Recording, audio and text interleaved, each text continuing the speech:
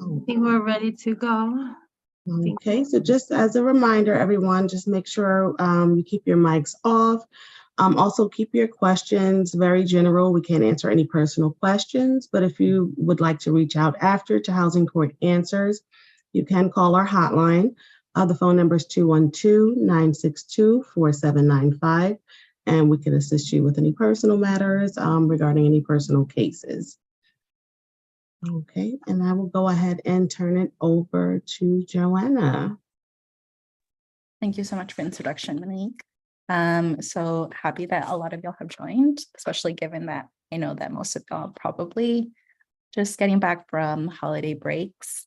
So excited to see that so many folks are amped to learn about other, hopefully, whether it's you've known about the resources that JustFix offers or not, hopefully will at least gain some type of knowledge or any other tricks that you can use with our products. And so I'm going to share my screen with the presentation. As Monique said, we will also be live streaming this. So you will have access to the training, and we will share also the slides for the presentation.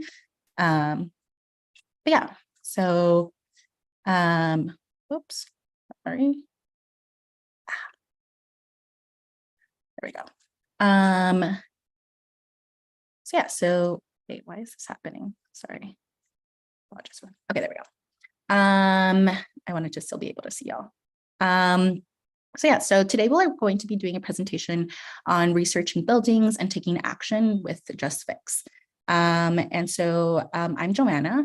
I, she, her pronouns, and I am the associate product manager at JustFix, both previously the program manager at JustFix, and have a background in tenant organizing. I used to organize in Inwood and Washington Heights when I first graduated from college, and did that for a bit with Med Council on Housing. And that really launched my interest and I guess more so passion in organizing. And I think it is essential for folks as tenant advocates, housing advocates, organizers to be equipped with the most robust toolbox of resources to ensure that we are able to provide as much assistance to the folks that we are working with, and also to empower tenants with those resources themselves. So I just want to do some group agreements really quickly. This is not going to be a super interactive training. So the take space, make space is mostly for the questions, the Q&A section, and as well as the stack. So if you have a question and you'd like to say that audibly, please just put stack in the chat, or you can also just write your questions out in the chat box. Monique will be monitoring the chat box and providing those questions to me to ensure that none of your questions get missed when we are in the Q&A section. But of course, feel free to jot down those questions throughout the presentation, but hopefully we will answer most of the questions throughout the presentation. So, and of course, recognize people's humanity. We are all here because we are working in this field or are supporting folks in housing, and we have, like, just everyone comes with different levels of knowledge. So of course, recognize that. And of course, because given that this is the first week back, hopefully I won't be too low energy. I feel quite amped for this, but yeah, recognizing my humanity is my first week back after. So yeah, so quickly we'll go over an overview. So this is a 2-hour training. So we will be offering, oh, I put 15-minute break, but it will be a 10-minute break in between the session, in order to just provide y'all with a little bit of a break. And so we'll first start with the state of housing, and just giving an overview, especially given that Housing Court Answers works with folks throughout the city of New York. I want to provide a bit of an overview of exactly where we are currently in housing, especially given the pandemic. We know that like our housing has been in crisis even before then, and is even more in crisis afterwards, especially with evictions and housing court opening last year. And so I will be then going over and providing a demo on our research tool, WhoOwnsWhat, which some of y'all may be familiar with, as it is one of our most popular products. And we will then do a quick Q&A about that specific product. And then we'll do a break. And then we have some take action tools that I will be sharing a demo on as well. And then we'll do a Q&A. And we also have put together an evaluation form for the end of the training. So we'll share that link towards the end, and hopefully y'all can spend at least, it's really short, so like 1 or 2 minutes filling it out.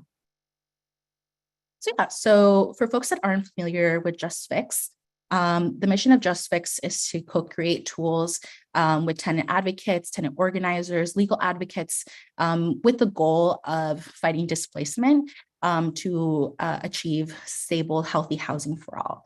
And this is done through the use of our like co-creation process of creating products that are using the power of data and also, of course, technology to support not just individuals, but also more so leaning into the collective action elements to achieve housing justice, right? And of course, housing justice can look different for everyone. And at JustFix, we want to ensure that our products are as accessible as possible, especially given the fact that they are technology products. And we are aware that technology has historically and continues to be inaccessible for a lot of people, especially marginalized communities. And so want to ensure that our products are as accessible as possible. And that is done through working with our partners and to ensure that these products are useful for our partners that are directly working with folks that are impacted by housing injustices. So these are some of our partners. And of course, one of our partners that we worked with is Housing Court Answers. So really grateful to have y'all here, to have y'all invite us back. So yeah, so in 2020, as y'all may know, of course, we experienced a great and are still continuing to experience this COVID-19 crisis. And we worked alongside Right to Counsel and Housing Justice for All to ensure that folks had access to eviction protection. In 2020 and before then, we were aware that a lot of folks are experiencing rent burden, right? And that means that they are paying over 1/3 of their income in rent. And for most folks in New York City, that is the reality. And during the pandemic, a lot of people lost their jobs and continue to feel the financial burden of the loss of income throughout that period of time. And due to that, rent was not able to be a priority, right? Our health, our food, our communities' needs were prioritized during that time, as they should be, right? And rent was not prioritized, as it couldn't be. And so in New York State, there were eviction protections that unfortunately were are expired now, and were expired about a year ago in January of 2022. But before that time, JustFix worked with our partners, Right to Counsel, Coalition, and Housing Justice for All to build Eviction Free NY to ensure that folks had the access to be able to fill out these hardship declaration forms, since they were not as accessible in paper form, unless folks had access to go to housing court or printed it out. And we also wanted to ensure that folks had access to the information that they could, and the community that they can be connected to once they use the product once they used the hardship declaration form through this product. And so through this product, we were able to see that over 20,000 New York State residents filled out the hardship declaration form using our tool. So of course, that's just a small percentage in comparison to the amount of people, but that is 20,000 people that have experienced rent burden to the point of not being able to pay and are at the risk of potentially facing eviction due to not paying their rent. And so throughout the first few years of the pandemic, we did have a halt in eviction proceedings, and that unfortunately ended last year. And due to that, we created another product called the Worst Evictors list alongside Right to Counsel as well. But in this, we also created an interactive map. And with this map, we're able to show exactly what are the consequences of COVID-19 infection and who exactly were the communities that were impacted. I'm going to quickly go into the site so that y'all can see.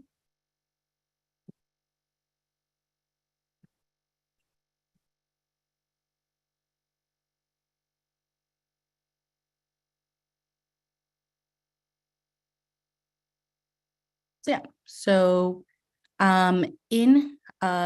from March 2020 to September 2021, we were able to collect this data with the help of some of our partners, such as the Housing Data Coalition. And we were able to build this map that shows us exactly what were the areas that were the most impacted.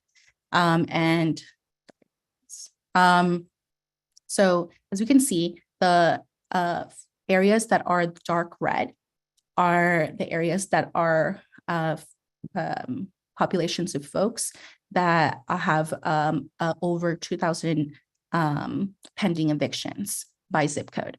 And so, as we can see here, when we turn on the layer of predominant race and ethnicity, we can see that the layer, right, of, wait, let me turn this on first.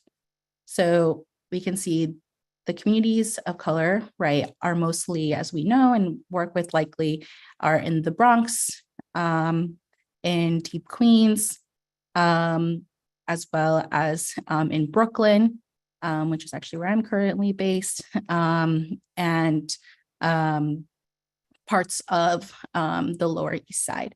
And so if we turn on infection rate by zip, we can see that those same areas are also highly impacted by COVID-19.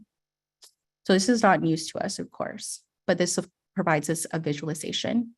And then if you turn on the layer of evictions per zip, you see that the folks most impacted by pending evictions are also living in those same communities.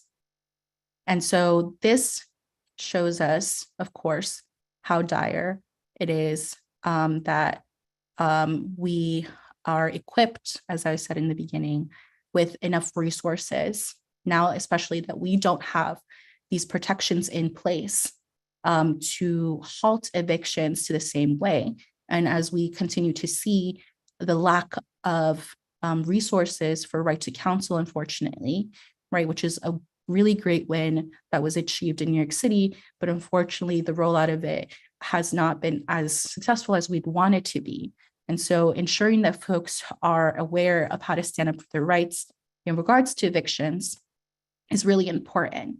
And so this is why we continue to work with Right to Counsel, Housing Court Answers, Housing Justice for All, and other partners that are working directly with folks in those communities. And I'd also like to say that given the fact that eviction lawsuits are now a priority, this means that also repair cases are no longer as much of a priority. which is where JustFix comes into play as well.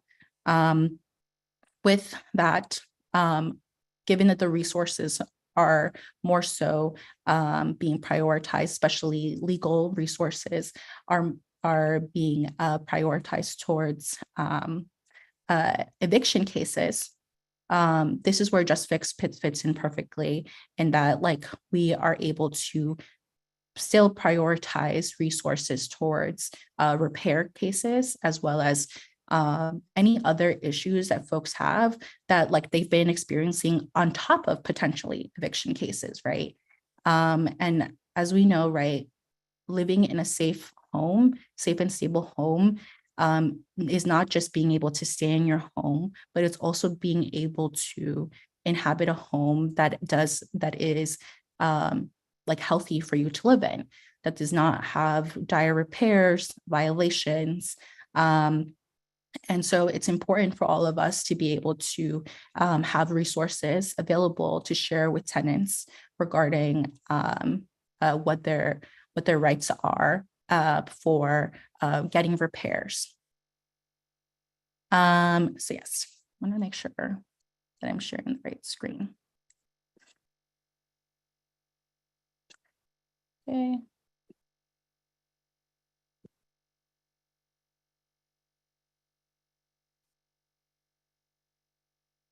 Okay. So the folks can visit justfix.org and you can see our new site. It actually looks different to this. To get our to become more familiar with our products, but I will be doing a demo of some of our products.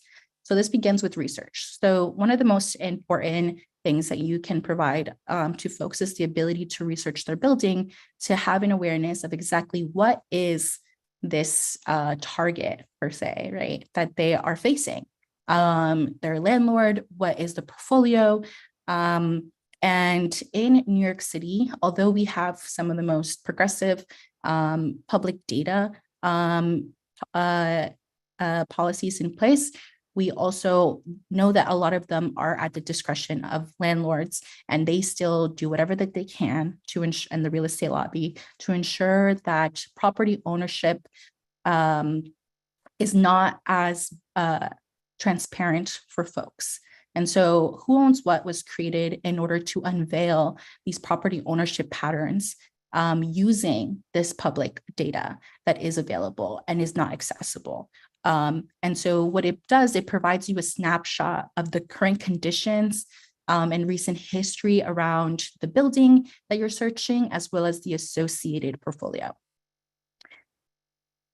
So property ownership is a web, especially given LLCs, finding exactly who is the person to target and is usually really difficult. And so with Who Owns What we're able to do is make that a little bit easier for folks. Although we are limited by the fact that a lot of this information is provided at the discretion of the landlord, we are trying to unveil this web and this mask that is covered by landlords in the real estate industry.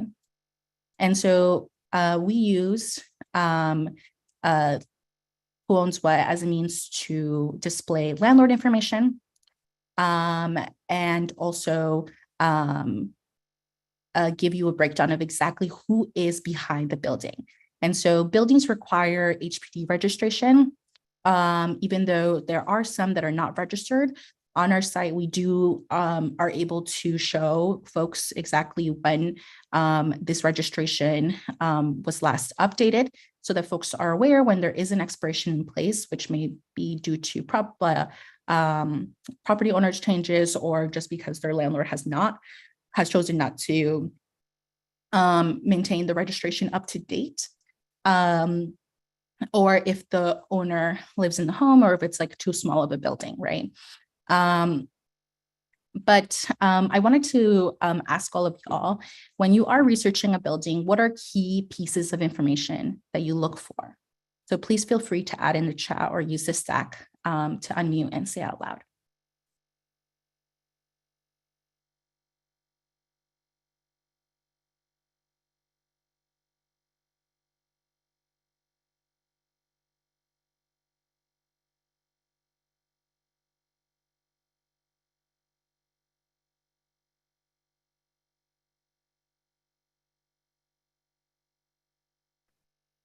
Okay, so I see there are people are saying history of rent stabilization or potential rent stabilization, the owner and his home address, ownership, the Division of Home Community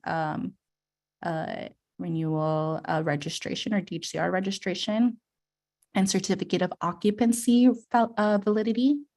Someone else wrote energy grade, MDR registration and list of conditions. John, if you're able to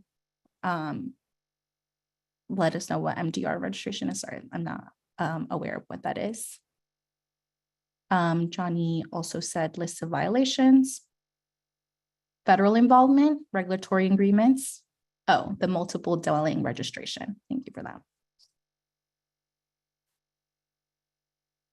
So yeah, so of course, this is all information that is really important to be able to research in order to get a better picture of exactly what the building conditions are, the landlord, and any connections the landlord may have to other buildings and their conditions as well, in order to suss out if there is a pattern of behavior, right? And this is important because collective action is key in working with buildings, we're working with tenants. And the more information that we have regarding a landlord's portfolio, the more you can then get more people involved. And there, of course, is always more power in numbers, especially when you're working against a huge target, such as a landlord that may have a lot of capital backing them. Thank you all for sharing that. So with I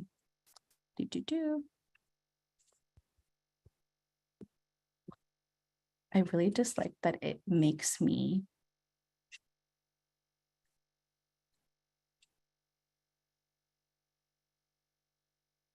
I don't know why it's doing this. Okay.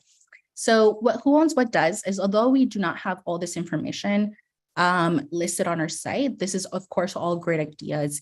And we are always looking to expand how much information we are able to display. And so knowing that there's all these other data points that folks would find pertinent to their research when doing this building research gives us more ideas for what to prioritize when doing later iterations of the product.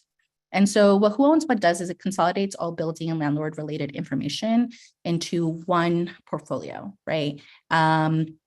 This just makes public and open data much easier to interpret. And we are also able to make specific data requests. So if folks are curious about a particular building and don't feel like you're able to find that information directly from the site, or if looking at a collection of buildings and would like to see connection between them, or trying to expand on a certain data point, please feel free to always email us at hello@justfix.org. I'll provide that information at the end to let us know of your questions. And WhoOwnsWhat is available in English and in Spanish. So we're gonna get into it.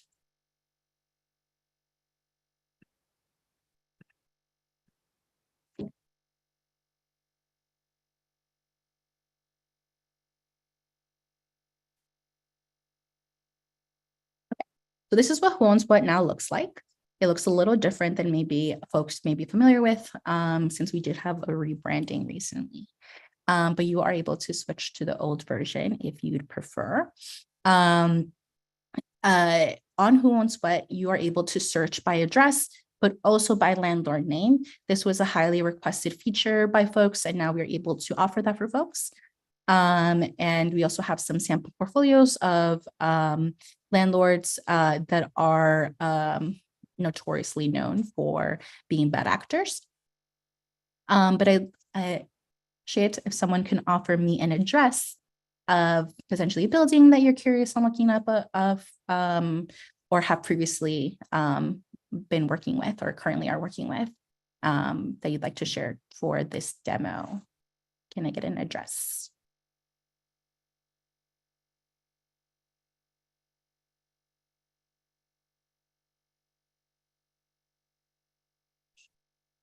I know y'all have a repertoire of addresses. Thank you, Michael. So we're going to do 1455 Townsend Avenue in the Bronx.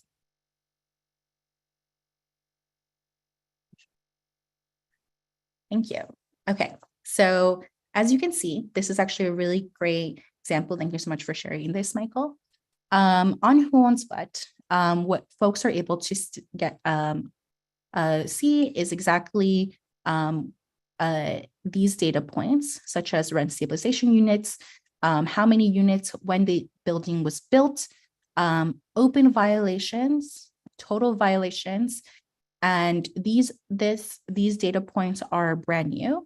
And I know that this is especially important for folks that are working more closely in a building, is to be well aware of how many eviction filings and how many evictions have been executed.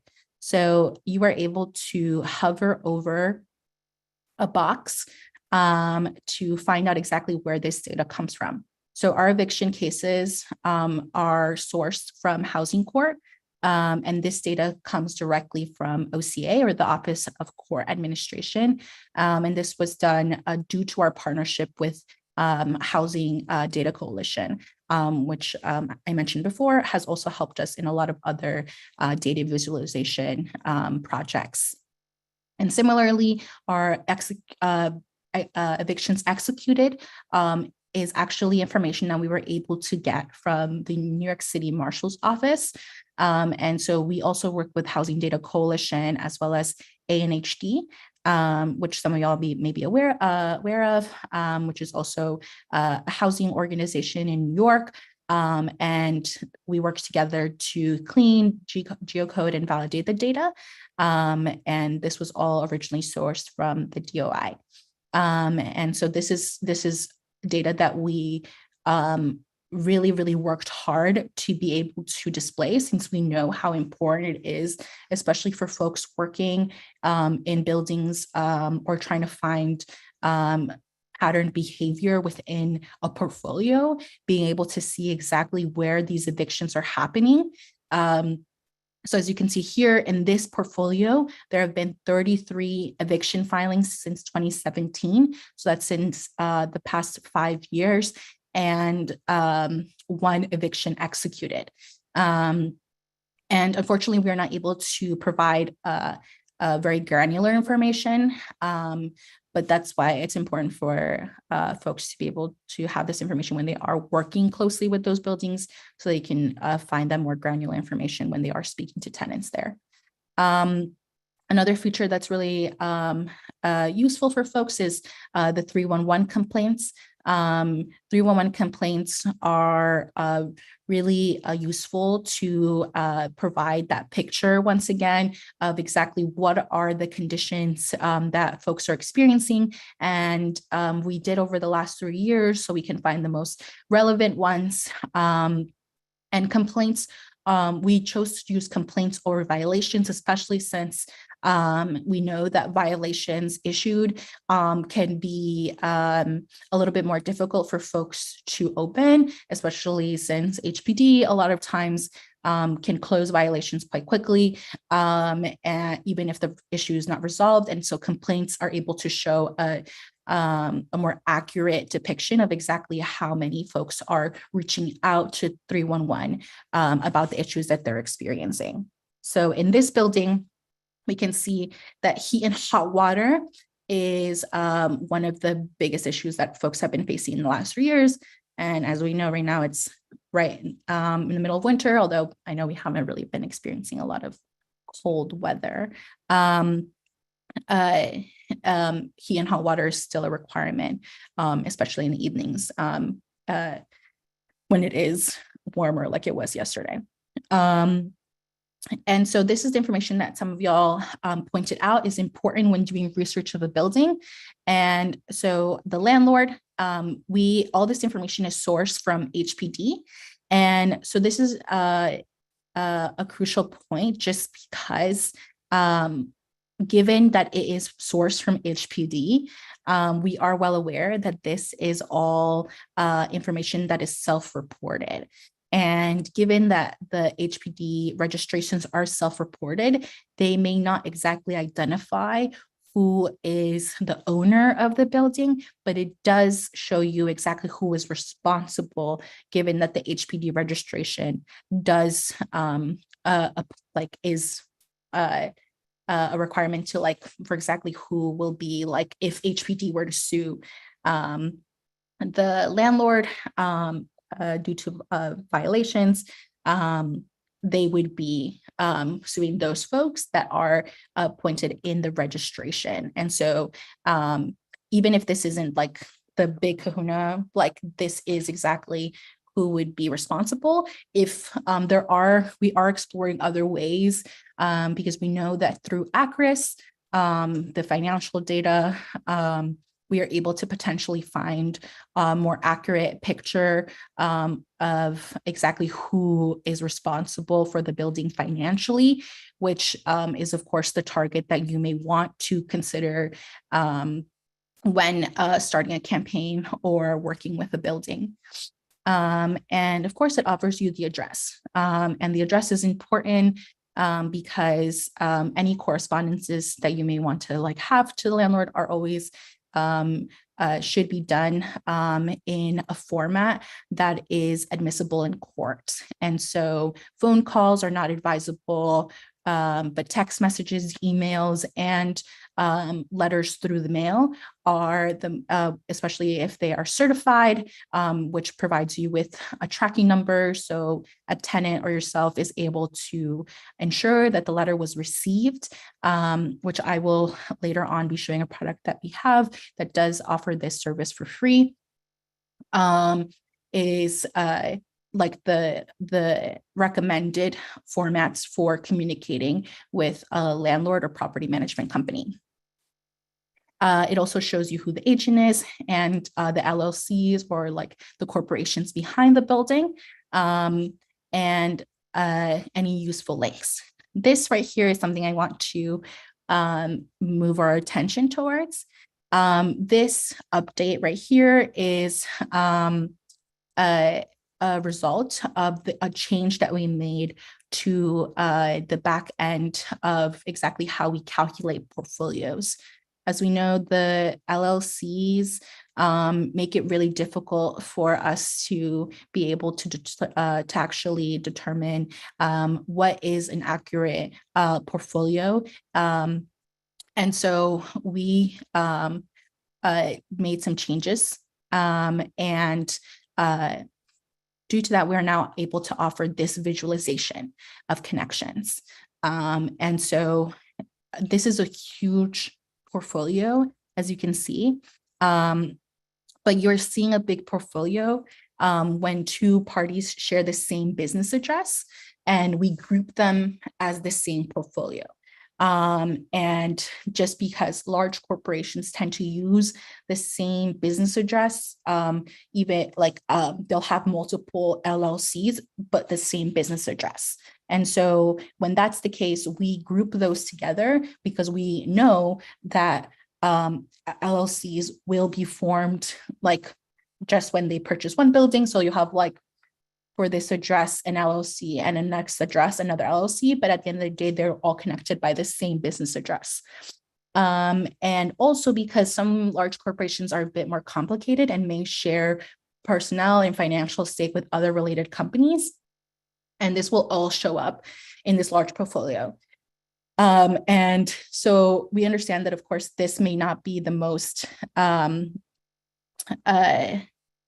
helpful way to look at it. But it does when you are specifically looking at one building, but we can then see like connections. And this is a very big portfolio.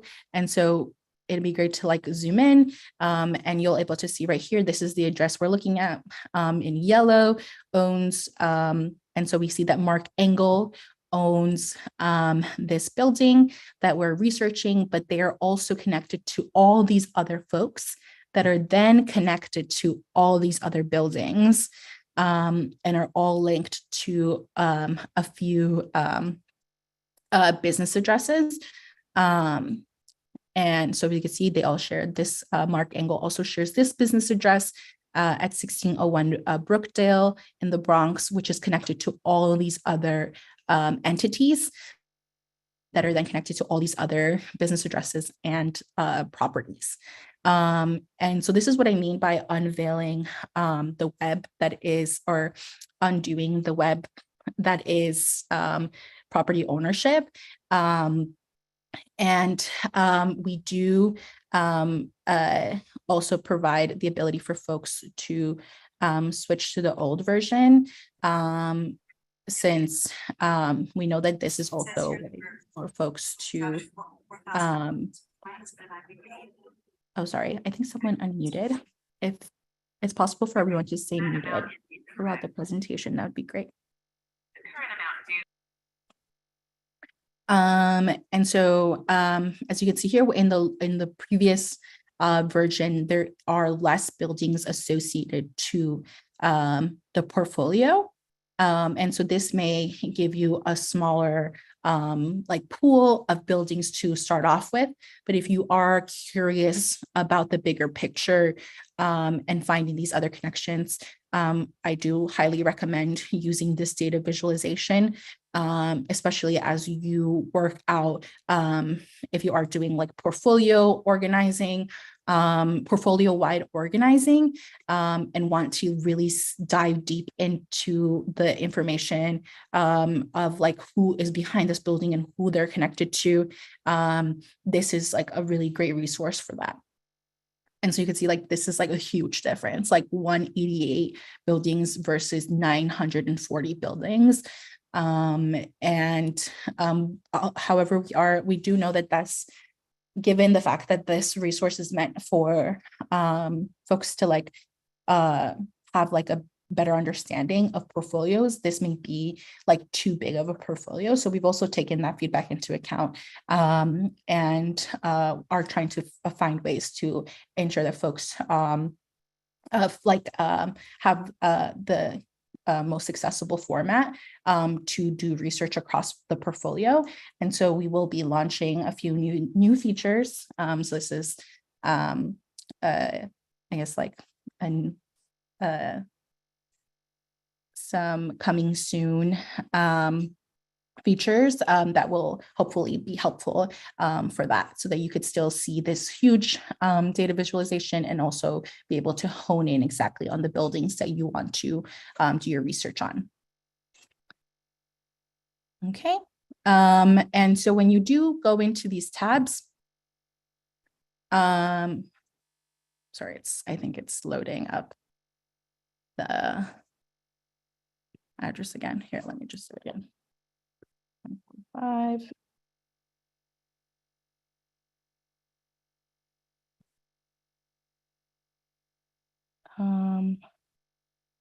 Sounds good.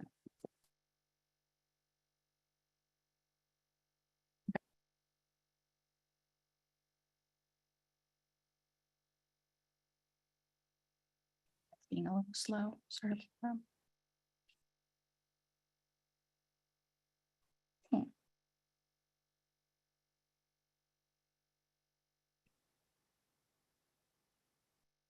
There we go. And so when you move past this map and the first page, we go into a timeline. The timeline is meant to also show a visualization of the data points that may be useful for folks to find, to like exactly figure out like when and how long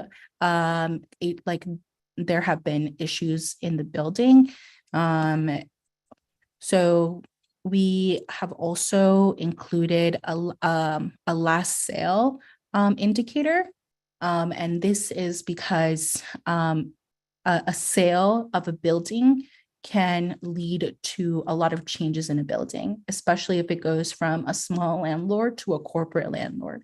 And a lot of times what we see in a pattern that a lot of folks have seen is the fact that when a corporation buys a building, the amount of complaints skyrockets.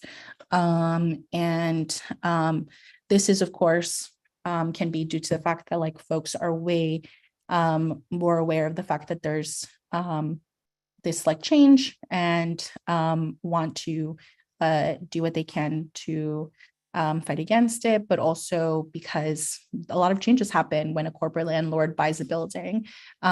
Usually there is a decrease in essential services such as heat and hot water, as well as a decrease in maintenance of the building, a decrease in accessibility to property management, and also a decrease in the amount of time, an increase in the amount of time that it takes for repairs, regardless of what type of repair to actually be followed through with and fixed.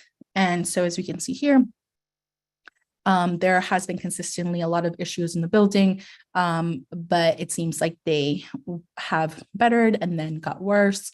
And we can see this in quarters. We also can see it in a month, by months. So right here, we can see that in 2022, January, there was a hike in emergency complaints, which are likely to be heat and hot water complaints, especially when it's the winter time. And that is also a trend that you can see then if like in the winter months, you see an increase in emergency complaints. And we also have by quarter and then by year, which provides you like just a more simple way of seeing an overview of each year. We also are able to you're also not just able to do HPD complaints. You also can see a display of violations by Class I, Class C, Class B, and Class A. And we also provide exactly what those violations mean. And so Class C violations are immediately hazardous violations, such as heat and hot water, which means that the landlord is required to resolve that issue within 24 hours. And so, as we can see here, there are increases. There are like plenty of Class C violations in 2022, which is in this past year, which means that this building is definitely a building that could require some organizing or advocacy. We also have it by a building permit application, and this was information that was useful for folks when, especially if they live in rent stabilized buildings or buildings with rent stabilized units, and there was a worry of MCIs. And when there were building permit applications put in, that could be potentially an indication that an MCI or a major capital improvement could be applied for by the owner, and then, of course, added to the rent of tenants as a means of increasing rent outside of the yearly RGB increases. We also have DOB ECB violations. And so I know some folks talked about energy grades. We do not currently have that as a data point, but we do have Environmental Control Board violations information displayed. through this timeline. And lastly, this is the new data point that we added recently, which is the eviction filing information. It seems here that, and this is I guess the most granular that you could get is eviction filings by month. And this is the most granular piece of information that we can offer regarding evictions. And then, as I shared, we also have the portfolio tab, which is really useful for folks when trying to find other buildings that are associated to the same landlord and also are have patterned behavior. I find this particularly useful, especially now that we're also able to sort through this. So we have the rent stabilization units information. So you're able to sort to find the highest rent stabilization rates and lowest. So and this is from 2007 to 2010, to 2020. And so you can do total, go from highest to lowest. We have some buildings that are in this portfolio that have over 1,000 rent stabilized units. That's wild, but a reality. And then you can also do that for HPD complaints. And so you can see here, you can sort through them to see exactly what other buildings are experiencing the same issues. So if you are doing a campaign around pest, you can find all the other buildings that are also experiencing issues with pest.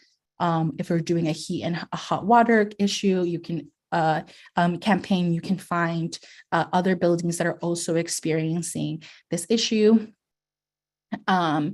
You can also do it for violations and find buildings with the most number of violations, which may be an indicator that you want to focus on and prioritize when choosing a building to work with, or when you're doing research on a portfolio and want to find other buildings that are also experiencing egregious conditions. And this is the one that I think is the most can be really, really helpful insight, is finding the building where there have been the most executed evictions. This may be a building that is especially important to prioritize. Another piece of information that you can sort is the officer and owner. And so then you can find other other buildings that are specifically working with the same target. So if you have decided that Mark Engel is a target that you want to focus on, you can find other buildings that are specifically noted as Mark Engel being their head officer. Although all these buildings have association through business address, it may be that you want to hone in on your research, on your targets for your campaigns. And so Mark Engel may be the person that you want to focus on, and you can find all the buildings that that person is associated to. We also have other pieces of information that can be useful for folks, especially if they're trying to use financial data to in their campaigns, or if they are themselves experiencing issues and want to see exactly how much capital is behind this particular owner. And if they have received tax exemptions, we have J51. And so we could see here that there are J51 tax exemptions in this portfolio, as well as 421A exemptions in this portfolio. So we can see that within this portfolio, there have been tax exemptions used for the benefit, of course, of the landlord, and also when the last sales happened and for how much. And this is a feature that we added to move over the data that is in existence in ACRIS, which may not be as accessible for folks. So if you're not as familiar with using ACRIS, you can easily find some of that information about the sale in the portfolio tab of Who Owns What. And we link out to the deeds as well. And so if you want to just find the link to the deed there, you can easily do that through our portfolio tab. And lastly is the summary. And the summary just provides just an overview, a collective overview of, actually, let me switch to the new version. The summary provides this network of network of landlords, as well as any associated owners and management staff, as well as the most common corporate entity. So actually, you chose a Wavecrest building. So this is a Wavecrest management group building, which I know is a notorious landlord. And also the most common business address within this portfolio. And so this is a way of also like honing in on information that is found within this really large web of associated businesses and entities, business addresses and entities. And it also compares information to averages. And so this portfolio has an average of 0.4 open violations per residential unit, which is better than the citywide average, but also this portfolio has received 128,708 total violations in total, which is really wild figure to say out loud. This portfolio has had an estimated net loss of 0 rent stabilized units since, so it seems like even within this portfolio that we were looking at before, there were buildings that used to have rent stabilized units, but no longer do. So this would, if I was an organizer, an advocate looking at a building here, I'd be curious to know exactly what happened that led to the loss of all these rent stabilized units. Yes. If you are trying to work with this data outside of the site, we also offer an export data button. And so this is a feature that allows for folks to export the data into an CSV file format. So this is a spreadsheet. And so if this is easier for you to access through your computer and to copy and paste information, this is or like if you're trying to print out anything, this is a format that then you can access instead of using the format that we offer on the website. We also have a how to use. So if you want to share this information without having to share a link to this presentation, you can do so by just using the how to use link, which provides the same information that I just provided, an in-depth view as to how to use this. So that's everything that you could really use with Who Owns What. And so I'm going to go back to the slide deck. And whoops, I keep doing that.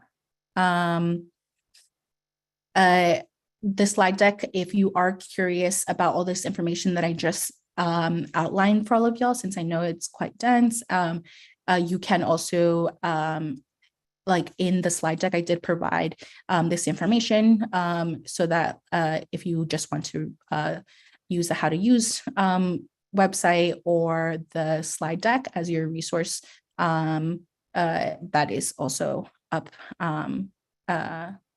like for you to use. Yeah, do folks have any questions about this product before we move into a break?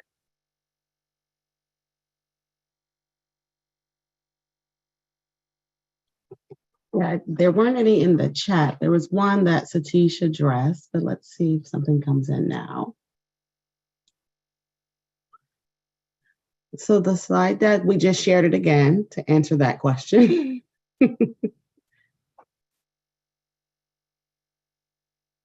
I see that Michael raised their hand. Michael?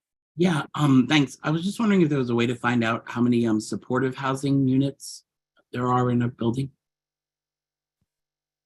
So yes, this is actually a data point that we have worked with like partners that do work with supportive housing residents. Unfortunately, there isn't like a database that is accessible of that information. And so we are still trying to find ways of how to display information that is not like done through like through a public database or through like an official government entity, just given the fact that like that is the methodology that we use for our products in order to like limit questions and also to provide as much transparency as possible about the data that we are offering, because of course like data is very powerful in that it could be used to like also not just uplift tenants, but also it can also be used to hurt like tenants. And so we want to ensure that that information is all like we have outlined exactly the methodology and its accuracy, or at least have a breakdown of exactly how that information was gathered to provide with folks. And so this is definitely a data point that we have before received requests to add and have as an organization have been also working towards prioritizing, working with folks that do are in housing that are seeking housing or are like voucher holders, especially since like our previous focus was mostly working with folks that are like rent stabilized tenants, and since that is like the large population of folks that like most organizations, tenant advocacy organizations work with. And there is also a lot of like protections that they do have, which is probably why that's also a lot of folks work with them, since that there's more information to offer. And so I know this is a long-winded answer, but just want to provide this insight about exactly why we prioritize certain data points over others. And a lot of the reasons is because that data is just not as publicly available, or is not does not have the same like methodology attached to it as do our other data points. But it is something we have noted that we want to be able to add in the future. Thank you very much. For sure. And Roberto asked, is there a way to find units that have been warehoused? So once again, that is exactly the same reason for this, is that like we have been able to, of course, find this overall figure that is provided through the survey that the city has done previously. And also there have been, I know, a lot of articles released recently. I know there was one actually written by a previous data lead, Sam Rabia from the city, about warehoused rent stabilized units. And this brought up a lot of questions regarding warehousing. And I know that the End Warehousing Coalition actually has a lot of data points regarding that. But of course, this is information that is, as I stated, similarly to Michael's question, is data that is not like brought down in that granular level of like units. So we are not able to yet like offer that data point in the same way that we're able to offer other ones. But this is a data point that, of course, we have acknowledged is of interest to folks. Yes, that's exactly the article. Thanks, Jessica. And try to figure out exactly, because I especially know that like it is like a big part of having data backed products is like also finding ways to like revolutionize exactly what is considered accurate, like or valid data. And I think that like it shouldn't just be limited, of course, to data sets provided by the government, especially since those are not providing the full picture, as we know. And so in order to seek out that full picture, a lot of times we have to seek it out ourselves through data collection done in community. And so we want to figure out a way to be able to also display that information on our site in a way that does ensure that there's transparency and accuracy attached to those data points.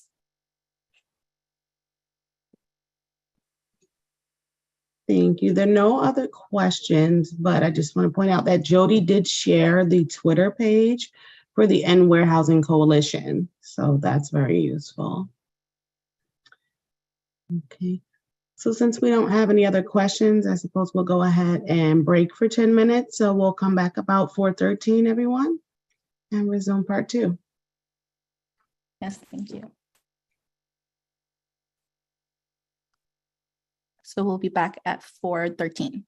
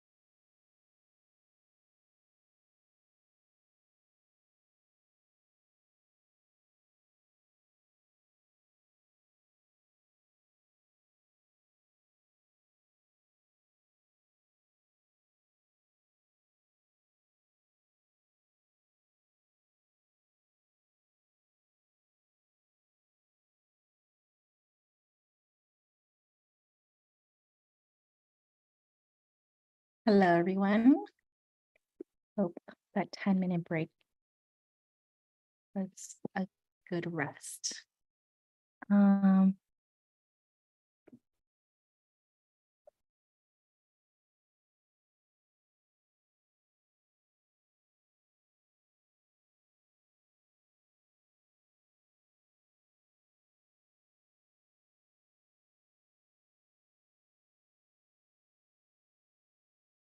Okay.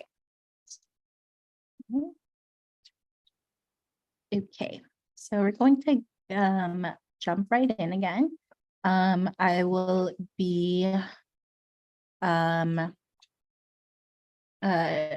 doing a demo on one more product and then talking a little bit about one of our text products. And these are both action oriented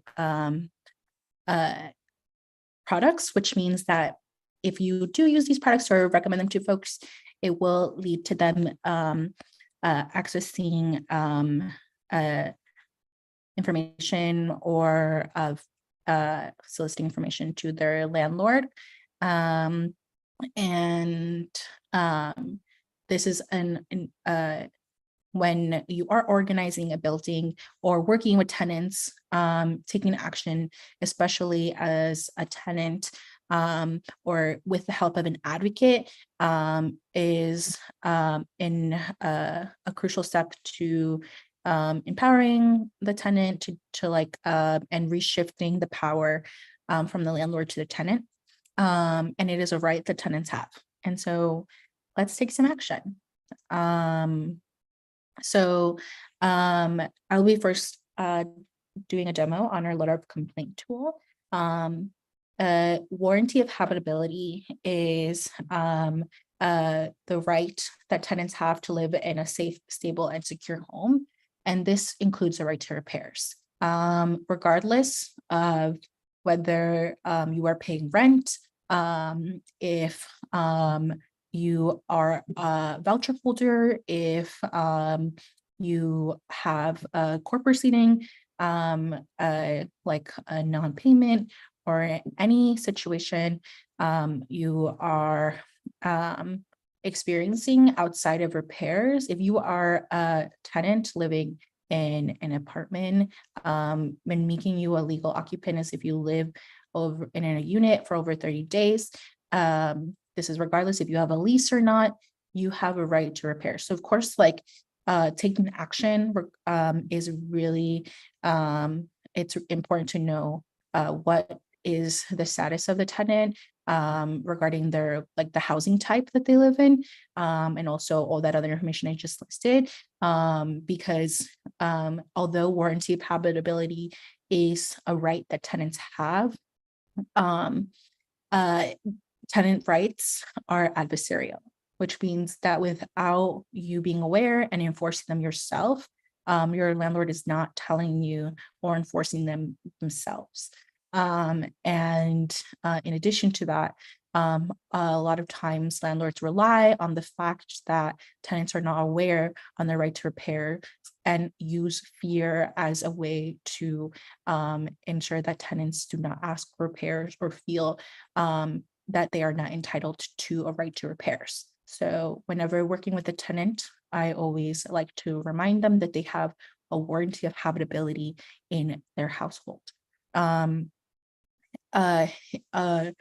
When you are experiencing repair issues, a lot of times what happens is that a landlord is not you're not able to reach them, or you have already tried to call the super or 311 and they're not being responsive. And so this is where when you are experiencing repair issues that are not being resolved, it is recommended that you start putting together a paper trail of communication with your landlord. And this is used not just to, of course, show the landlord that the tenant is well aware of their rights, but also, as we mentioned earlier, is a recommended format of communicating with your landlord. And in addition to that, it is a useful way to keep a track record of the amount of times you've communicated with your landlord. So if you are planning in the future to start an HP proceeding or take your landlord to housing court and sue them for repairs, you have a proper paper trail of the times that you've tried to communicate to your landlord this request for repairs. And so what JustFix did was we created a letter of complaint tool. And so what this letter of complaint tool does is that it requests that your landlord make the repairs in your home in a letter format, and it sends the letter to the landlord for free via certified mail. And it is done in an easy 5-step format where a tenant goes about creating an account, and it's 6 steps. They inspect their apartment room by room and also includes building-wide issues. They are able to provide access dates, which is oftentimes a barrier that is used by landlords as a means to not do repairs. They state that since the tenant did not provide access, they were not able to complete the repairs. And so this provides the option for tenants to provide these dates in advance, and with the caveat that, of course, the landlord is required to provide 24 hours notice before the tenant has to give access to their unit. It also automates language. If you have previously called 311 to show the landlord that you have already taken action that has not led to remediation. And it automatically inputs the landlord information. And so that information that we see on WhoOwnsWhat of the landlord or the head officer is automatically input into the letter to be sent with the option of editing the landlord information if necessary. If, for example, the HPD registration is not up to date, or if you are like well aware that whoever is listed as this head officer is not actually your point of contact. So we recommend that folks use the HPD landlord information that is automated. But if you are like really sure that this is not the address or the contact information that you need to send this letter to, we do give an option for folks to edit the landlord information. And then tenants are able to, or advocates who are helping out tenants are able to preview the automated letter and send it via email and or through certified mail. And so we give the option for folks to also send it through email, and they can send it to multiple folks through email if they'd like, and they can also download a PDF of the letter. So I'm going to do a quick demo of the product so that y'all can see what we can walk through it together.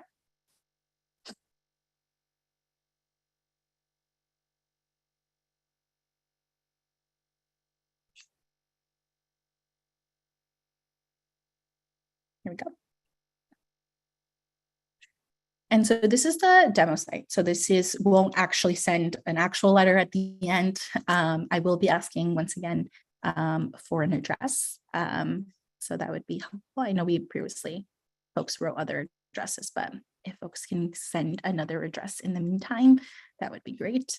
So this is what folks will see. And once again, this product is available in English as well as in, so it's only available in English, my bad. And we are working towards making it available in Spanish. That's why it says this thing here. As it says here, this is a tool that provides a letter sent by USPS certified mail for free, which often when folks are told to send a letter by certified mail, costs them around $7, as well as needing to access a printer. There is a video that also provides this like quick demo for folks to be able to view on their own. And it outlines exactly why this is a useful tool to use. So we're going to start our free letter.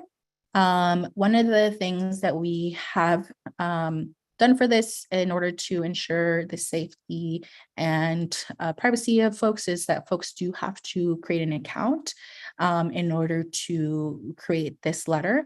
And this is to ensure that we have a database of the letters and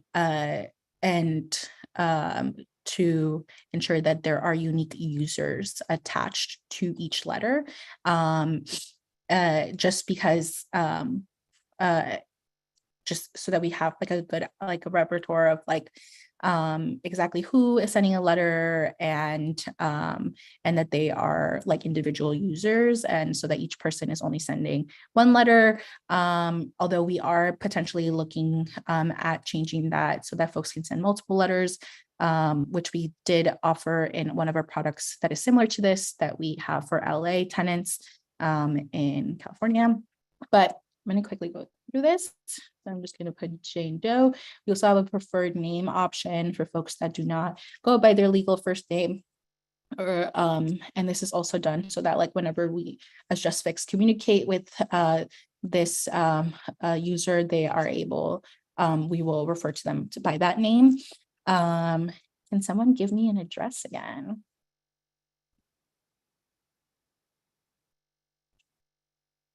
There was some addresses listed before that weren't used.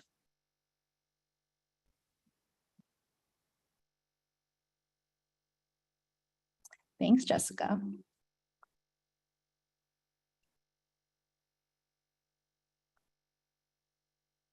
Whoops. So we're going to use 324 East 109th Street in Manhattan. And I'm just going to put 1A. You can also put you have no apartment number if necessary. Next, it asks you what type of housing you live in.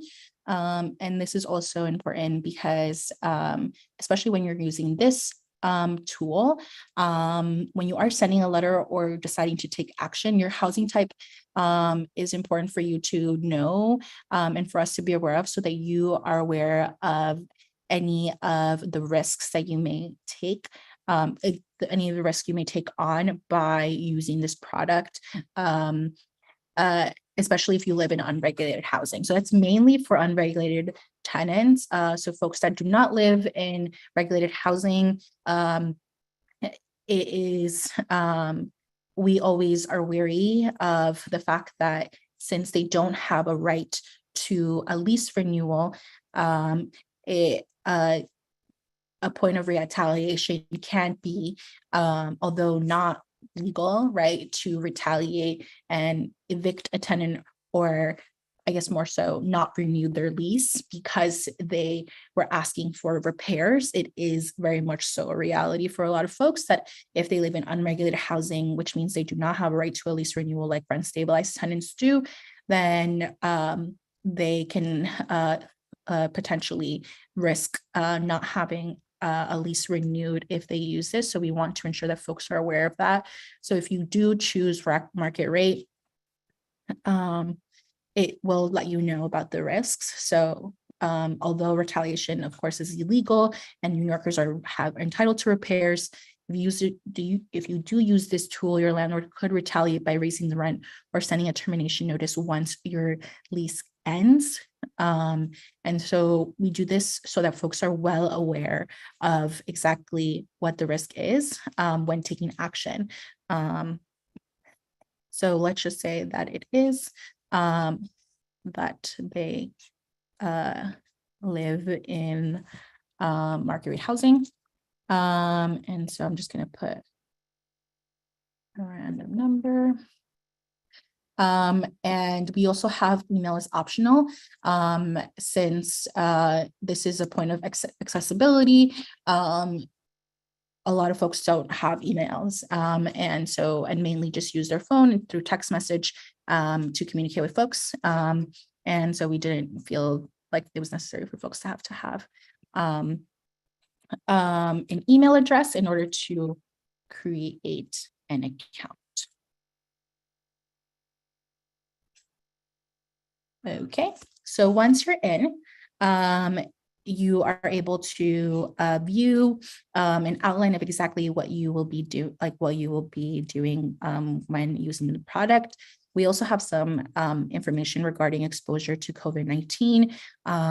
Whenever anyone enters your home, being aware of the fact that like you don't have to disclose if you were immunocompromised or not, and still have a right to have folks like do repairs in your home.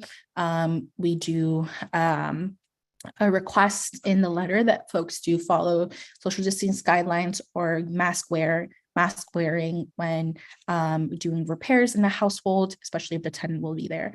And we also list out exactly why a lot of complaint can be useful for folks. And so this is when you go into your home self-inspection. So you are then able to go into each of these rooms, also able to depict like home-wide issues as well as building-wide issues. And so I'll go into each of them so that we can see the list that we offer. Once again, there is social distancing for repairs, that we want folks to be aware of that risk of whenever you're asking anyone to come to your home, you may be at risk of COVID if that person decides not to wear a mask, but we do request that folks do follow COVID-19 protocols when entering someone's home for repairs. So this is a list of bedroom issues. We try to have like an exhaustive list.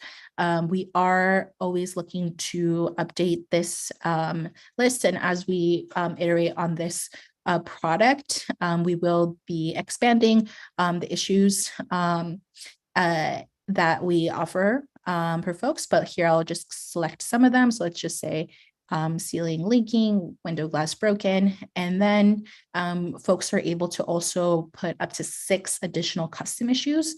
So if they do not see their issue reflected in this list, they can put in a custom issue, although each of them is limited to 30 characters. So being succinct is important. And these are all reviewed by individually for the custom issues, just because, so I reviewed the letter of complaints along with other colleagues before they are sent out, due to the fact that we have this custom issue option, just to ensure that tenants are not incriminating themselves or their neighbors through these custom issues. Although this product is allowing for you to list out issues that you're experiencing in your apartment, they are limited to repairs. And so oftentimes folks would like to also use this product to outline noise complaints or issues with that they're having with their neighbors, or trying to also say that one of their neighbors is like doing something to like cause the issue, when in reality, we know that at the end of the day, it probably is like a structural issue that is likely the landlord's fault. So we review those in order to ensure that folks are not putting any incriminating information for themselves and also for their neighbors. So if anyone says anything like apartment 4H is like making water fall down my whatever, we will email the tenant and let them know that a water leak is sufficient. There's no need to include another neighbor's apartment number in this list. In this list. Michael, I see your hand is raised. Yeah, I was just wondering, and maybe you'll get into this, I'm not sure, or, I don't know if this is only for snail mail, but what if you wanted to include a picture, like a photo or from your phone? Yeah, so this is definitely a feature that folks have requested from us. We are currently going to start on the process of making changes to this product. And this is part of that laundry list of features that folks that we will like look forward and exploring.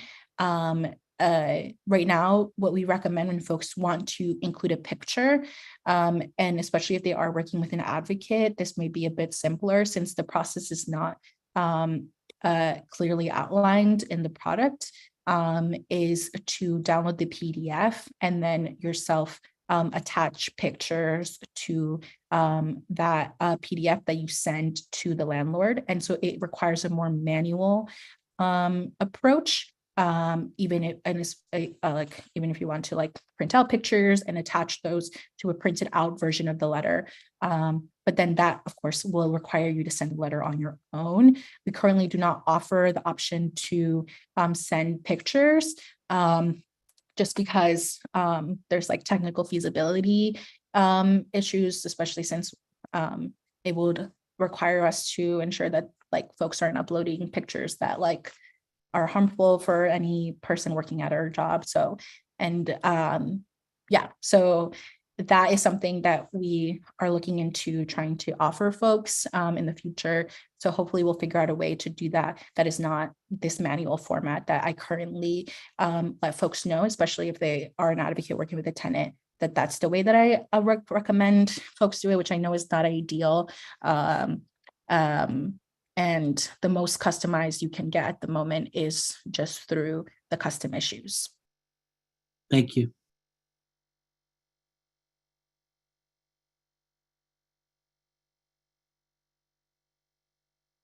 Okay, so then, as you can see, there's also bathroom issues. So, and they, a lot of these issues, we try to make them relevant to the rooms. So we have like, here we have general bathroom issues, but then we also have sink. So if there's a leaky faucet, or in the bathtub, if there's a cracked tub, shower, low pressure or drain stoppage. So we try to be as exhaustive as possible in this list, but of course, there's ways for us to be maybe a little bit more exhaustive in this list. So we do take any recommendations for things that we'd like to see in this list. And then we have building-wide issues, and we did add a few things according to, for COVID-19, in addition to select an issue of like cleaning, which may have been more pertinent earlier in the pandemic, although I could argue it's still, I think, important. And other rights that folks have, such as a right to rent receipts or rent receipts being complete. This is another repair issue that we offer folks to be able to outline in the letter of complaint. So once you're done selecting all your issues, we then provide you with access it. So currently, the way that we have it set up is that folks are meant to select dates 14 days in advance of, just because that's how long on average it takes for the letter to arrive.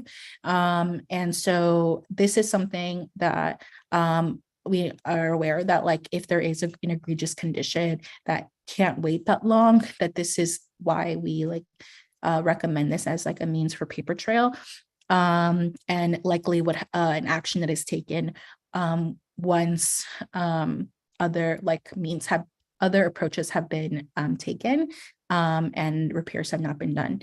And as we make changes to their products, we want to ensure that the product is also useful for egregious conditions. So there will be changes reflected to the product so that we are also having an option for folks to have a faster turnaround, and that will be reflected in a second. But you have to put at least one, but we offer up to 3 that you could put in. So if you are only available on weekends, you can only put the weekends, etc.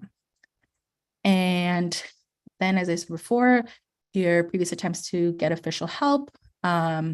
So if you have previously called 911 with no 311 with no results, so let's say we did. And here you get the automated landlord information that is pulled from HPD. And so this, as was mentioned earlier, may be different from the rent receipts, who you're sending your rent checks to, but we do give an option to provide your own details if you strongly believe that this information is incorrect or incomplete. Here is how you can edit it and provide your own details. And then you are given a preview. So this is what the letter will look like. You get requests for repairs. In this letter, it does not indicate that this is sent from JustFix. As this is done so that this action is taken directly from the tenant to the landlord.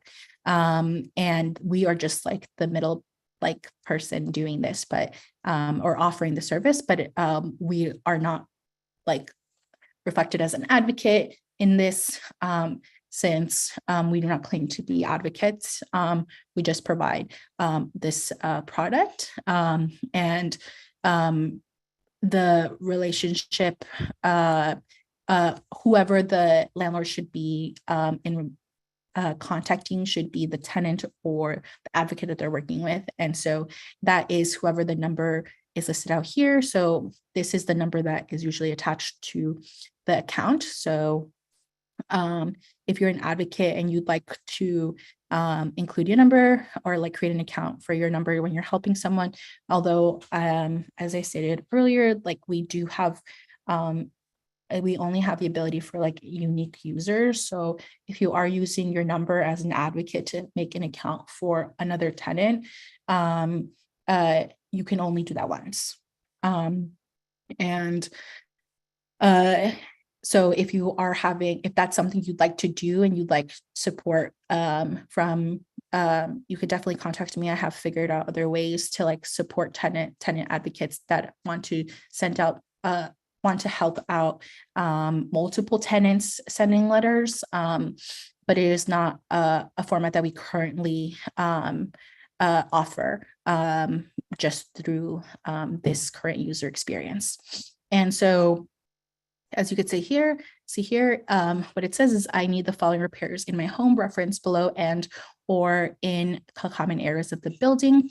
And then it lists out the repairs required. So bedroom, bathroom, building wide, then outlines the access dates, and that they need to contact the tenant 24 hours in advance. We also have some requirements regarding COVID-19. Here is the section that is automated when you do select that you have contacted 311. If you have not contacted 311, this section will not appear on your PDF. And then it also outlines the civil penalties. And so this piece of information is for the landlord to be aware of what their requirements are as an owner is to resolve the violations. And if they don't, there are penalties attached to that.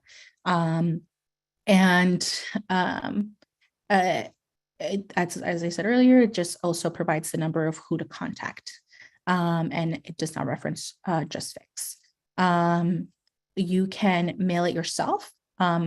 And if you mail it yourself, it will just give you the PDF and will not send the letter. So this is from the question that was asked earlier. If you would like to send this letter with pictures, I would select mail this myself and download the PDF and so that I'm not mailing the letter without the pictures if I'd like to include pictures.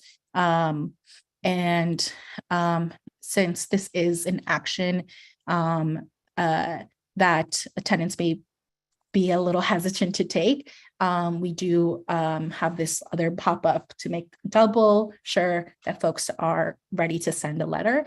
And it just outlines exactly who it's sending the letter to, and that after this step, you cannot make changes, and that it will send it.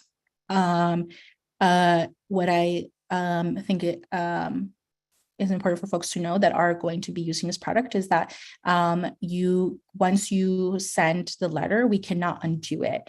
We use a third-party service called Lob, which creates the letters and sends them out, and they do not let us undo the letters. They give you 1 minute to cancel it, and usually the person is reaching out at least an hour or 10 minutes later, and it's once I've sent out the letter, I can't send it again. I can't unsend it. But there is a little bit of time, especially since we do review the letters before we send them out. And here you can download your PDF, and we also text the tracking number to the user, so that they're able to also track the letters progress themselves. And then it also states that if you would like to document your issue with photos, call. And while you wait, you should be documenting your issues with photos and calling 311 to request an HPD inspection. And then we also, with the text messages that folks get, also follow up with folks to see if they have received any communication from their landlord. And this is a text that folks receive a few weeks after they have sent the letter, just to check in on them. And we provide additional resources of how to escalate if they have not received repairs. And that could be done, of course, through an HPD proceeding if they choose to.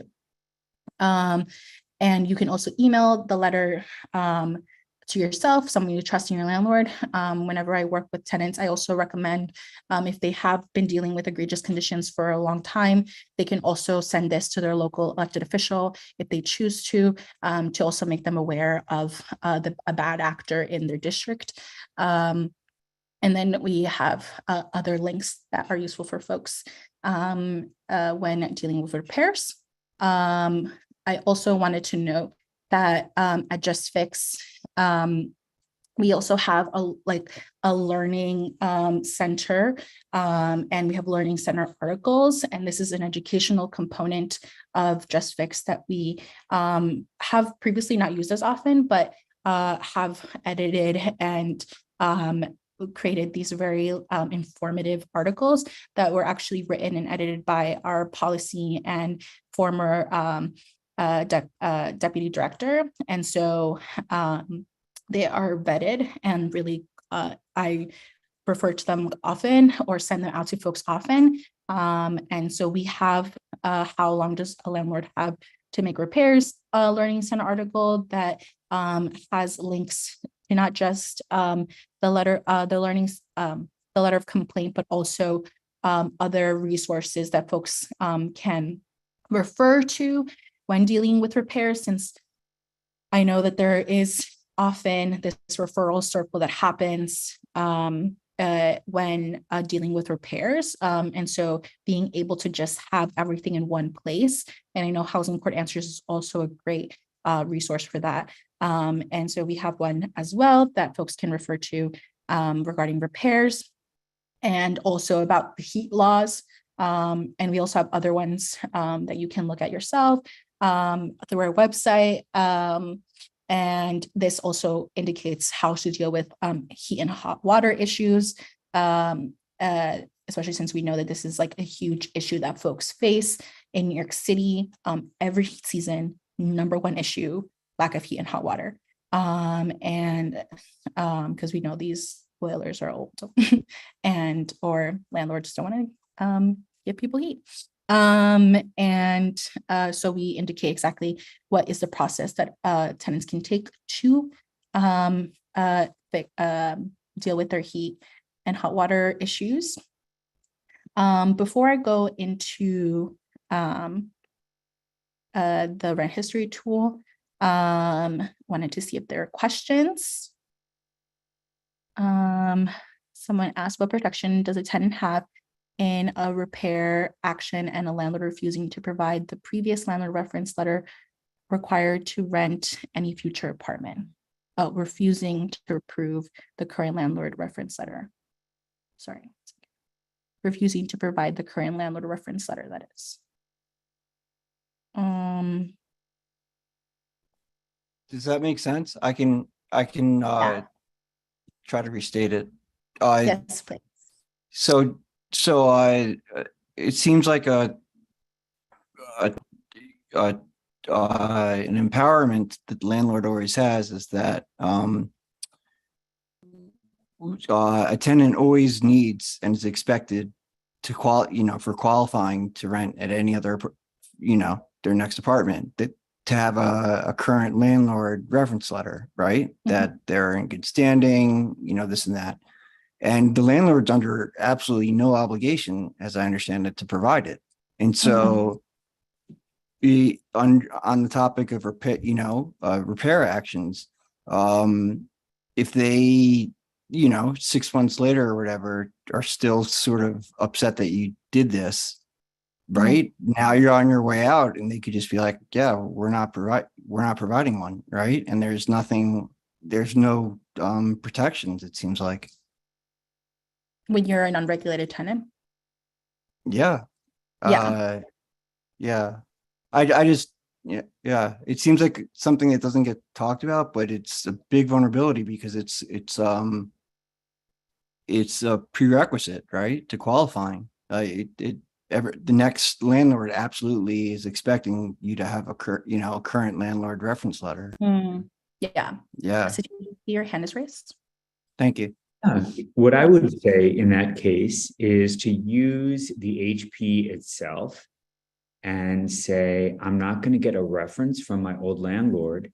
And here's why. I had to go to court because of the following conditions. It's not that I am litigious. I just had to look out for myself, my family, whatever the case may be.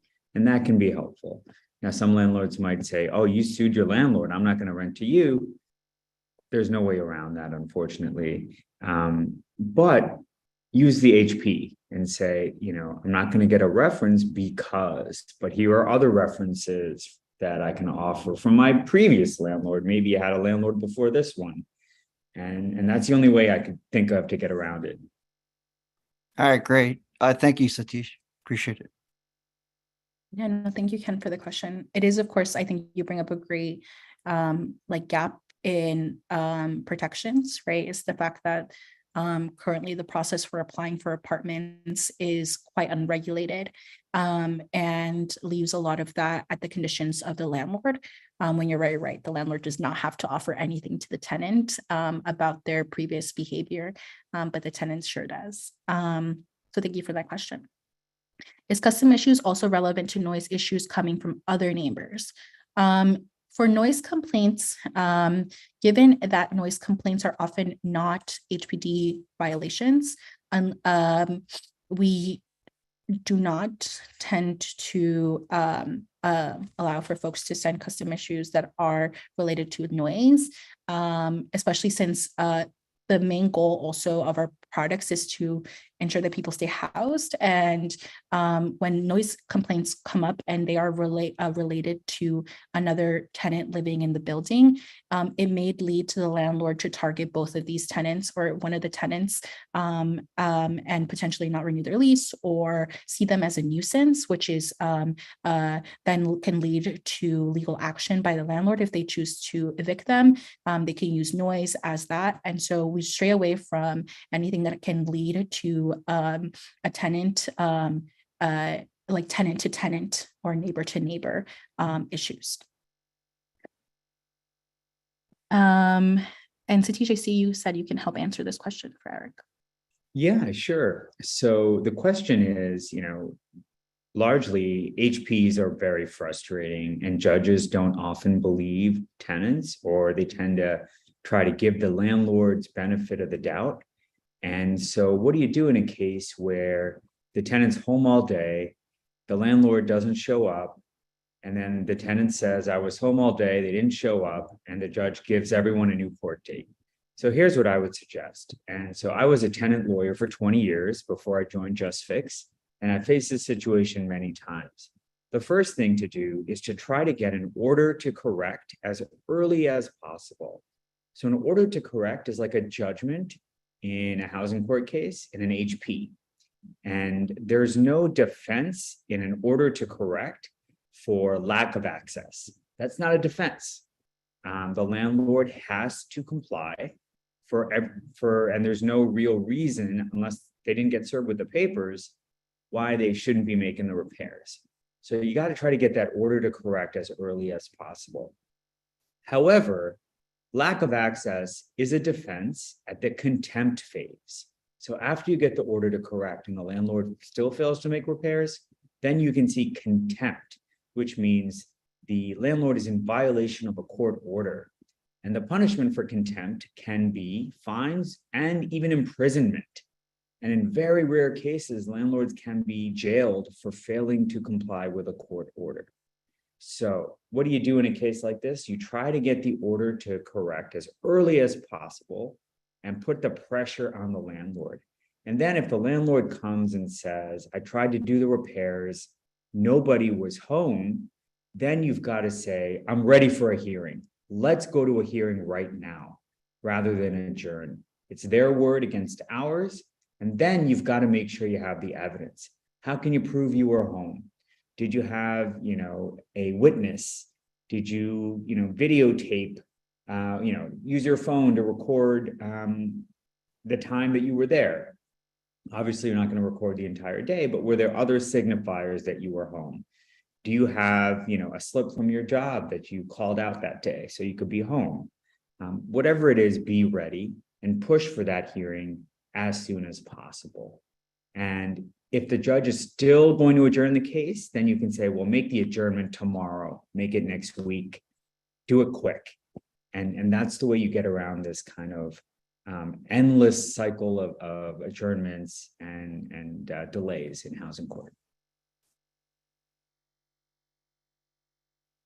There are a few follow-ups for you, Satish. Can you provide the name of the contempt form you would file? Yeah, there's no name. It's just order to show cause for contempt. And if you're unrepresented and you go to the clerk's window, you bring your HP papers and you say, I want to bring this case back to the calendar. And they'll give you the one and only form to do that, which is an order to show cause to restore an HP for contempt. And that's all you need. You got to make sure you serve that paper on the landlord. Otherwise, the case is going to, the order to show cause is not going to succeed. Thank you. And then are repairs required Monday through Friday from 9 a.m. to 5 p.m.? Yes, generally speaking, a landlord is not obligated to work outside of business hours because they're going to say they have to pay overtime. And that's like a burden on them. So unfortunately, you've got to try to accommodate them during business hours. And that's the expected window of time in a housing court case, in an HB case. Thank you for that, Satish. And I see there's a few comments in the chat.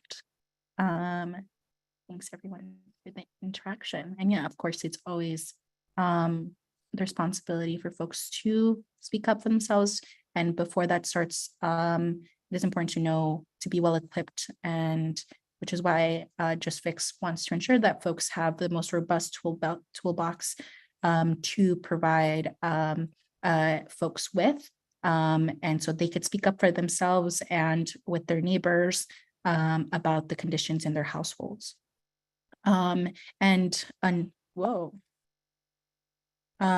So before we end or close to the time ending, wanted to just leave y'all with an action point. So if folks have ever, if you all live in rent stabilized housing or previous or are unaware if your housing was previously or is rent stabilized currently, recommend that you order your rent history, and JustFix makes it very easy for folks. You can, I have this number saved on my phone, so I can order rent history for other folks. And you can easily text rent history, and we also have it available in Spanish, Historial de Renta, to 783-0627. And you will receive your rent history in your mail in 1 to 2 weeks. During the pandemic, it was taking around 2 weeks, but now it's taking 1 week again. And so this is important information for one, to be well aware of what type of housing you live in. And also ensure that you are paying your correct rent. Even if you do live in currently unregulated housing, your housing may have been previously rent stabilized and it may have been illegally deregulated, or it just may say like exempt or like not registered without it actually having a probable cause for why it may have been deregulated. And so when you are trying to see if your landlord is illegally overcharging you, this is like one of the hardest, I think, resources to offer folks, because a lot of times it is recommended that you do have a lawyer look at your rent history. And as I said early on, it's rent histories. I mean, lawyers have a lot on their plate right now with eviction. So this resource, we have a Learning Center article to see exactly how you can determine if your landlord was illegally overcharging you. But we always recommend that you get a second opinion if you are, or have your neighbors also order them, so you can see if there's pattern of behavior, which can have you help you speak with more confidence. We're at 5 at the time, so I know we had questions and comments during it. So if folks have any other questions and comments, please feel free to write them in the chat and I can try to answer them. But also we do these types of trainings, or shorter ones also, or more specific ones related to the work that y'all are doing. So please always feel free to reach out to us. We are a small organization, and so I will probably be responding to your email. So, and I wanted to thank everyone for the work that they do to help tenants exercise their rights and fight for dignified tenancy. The whole team of JustFix, and you can always reach out to us through Twitter and Instagram, as well as you can email us. I will also provide my email, so you can reach out to me directly if you have any questions since you attended this training. I hope that this was useful for everyone, and you at least learned something from this training and to take with you, and in order to help advocate for tenants' rights, or advocate for your own rights, right? Because most of us are tenants here in New York City. And as Jessica said, it would be really great if folks can fill out the evaluation form. We always appreciate feedback, and also JustFix is always looking for folks to do user research, especially folks that are directly working with tenants. And so if that is of interest to you, please reach out and we will add you to our list, especially right now that we are working to make changes to a lot of our products. So please fill out this form, don't be strangers. Thank you everyone for sticking through this 2-hour training. And thank you, Housing Court Answers, for inviting us. Thank you. And there was one question we passed by quickly. It asked, is the custom issues also relevant to noise issues coming from other neighbors? Oh, yes. I think I did answer the question. Okay. Yeah. Okay, awesome. But thank you. All right. Well, thank you, Joe, for such an amazing presentation. Thank you all for joining us. We have these trainings all the time. Please visit our website, housingcourtanswers.org. Subscribe to our newsletter so you can stay in tune with upcoming trainings. And we actually have a training tomorrow on Housing Connect. It will be in Spanish, and it begins at 2 p.m. It goes from 2 to 5 tomorrow. Okay. And thank you again, Joanna. Thank you, Satish. Thank you so much. Thanks, y'all. I hope you all have a great evening. You do the same. Take care, everyone. Thank you very much. Thank you. Bye.